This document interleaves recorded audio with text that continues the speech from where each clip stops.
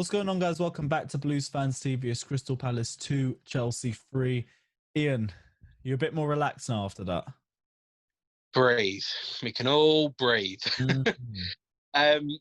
Yeah, I'm now relaxed. It was just 10 times more stressful than it needed to be. Started You say incredibly that. well. Yeah, it's just it started incredibly well, did what we needed to do, and then we allowed a team back into the game when we should have been able to go and kill it. And it was just, not to say it's typical Chelsea, but it's that typical mentality, just we need ruthlessness. We need that attacking power and that threat and that, pretty much piss off to everyone that stands in your way kind of thing. And we had it, of course, with the first goal, where it was just, we are going for top four. We have to score. I apologise to Gary Cahill being down, but we are It was 20 yards away. nothing to make of it. In fact, I wanted to ask you that. No one can blame William for that, can they? No, not at all. It was the right thing to do. And I think if it happens anywhere else on the pitch, it's going to be pretty much the same thing. It just happens to be that he's gone past him and into the box and whatever. But no, nothing wrong with it at all. Absolutely nothing wrong with it. Of course, you never like to see it, but you've got to be ruthless. And that's what we were. But then it just went downhill after that. And we allowed them back into the game, and it almost cost us. Well, how do you think about... Because we started the game on fire, let's be real. With the Pulisic second goal as well, it was great. But second half, we started to lose a bit more control of the game. Where do you think the game was lost? They sussed out our back four. That was the main thing. I think maybe I know when I was at the Palace game earlier on in the year, and Reece James managed to bully Wilfried Zaha and pretty much had him in his pocket for large chunks of the game. And they sussed out a way to play to it. And I thought Reece James was particularly poor today, I will be honest. It was okay in certain areas, but he just needs to be physically stronger and just needs to do more when the play's near him. He's got such a physical presence. Use it.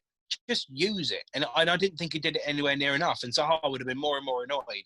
And you just allowed him to get that momentum back into the game. Of course, the wonder strike, I mean, it's a wonder strike. It is. Yeah, but we allowed that to happen.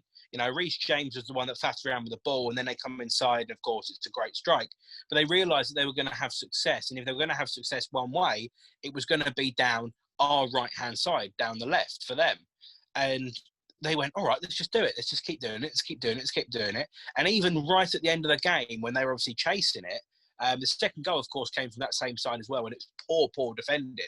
But right at the end of the game as well, they did the same thing all the time. It was the cross-field ball over to Zaha. Zaha runs into the box and takes on Reece James one-on-one. And they realised that was the way they were going to be able to get at us. And they tried to do it. And luckily, we were able to hang on for it.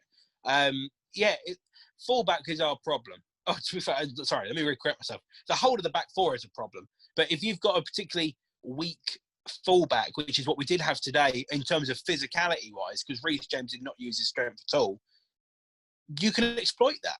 And the second you get down wide with a player of Zaha's quality, you can get results. And they knew if we just keep going and we keep going and we stay in the game, we're going to get the opportunity to get a goal.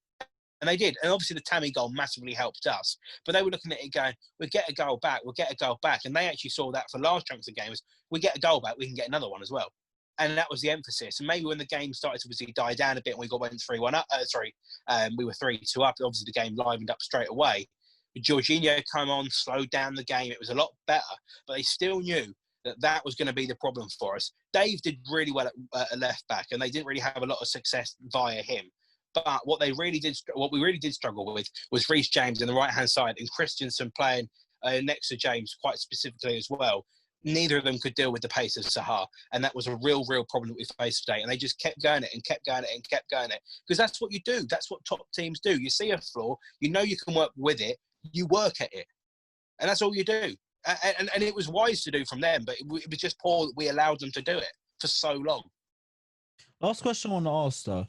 Jorginho, first time we saw him today, and I feel like he slowed down the tempo of the game a little bit. How are you feeling about him? It kind of looks obvious that he's going to be the one that leads, but I feel like he's set a good example for himself. Jorginho is a classy player. It's just a case of, is it a classy player to the value of 60 million? Was it something like that we paid for him? Something on that neck of the woods. A classy player to that quality. I said it the other day, and it's probably maybe a bit of a headline grabber and probably a thumbnail, the title for you here, Lewis. Jorginho is like Mark Noble. Are you willing to pay? Are you willing to pay 60 million quid for what will turn into be a Mark Noble? Probably not. Are you willing to pay 30 million quid? Yeah, of course you are. You can do that. That's okay. A hell of a comparison. Yeah, but this is the thing, is in years to come, are you going to take it to the same level? And this is what I've always said. As much as I like him, I do like Jorginho. He does control the game. He slows the game down a lot.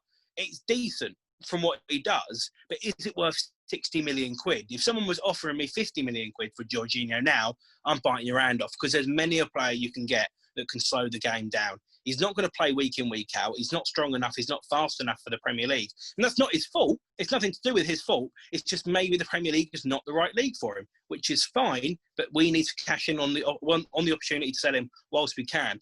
In terms of what he did today, he did very well. But again, are you willing to keep 50 million quid's worth of a player on the bench to slow the game down every now and again? No.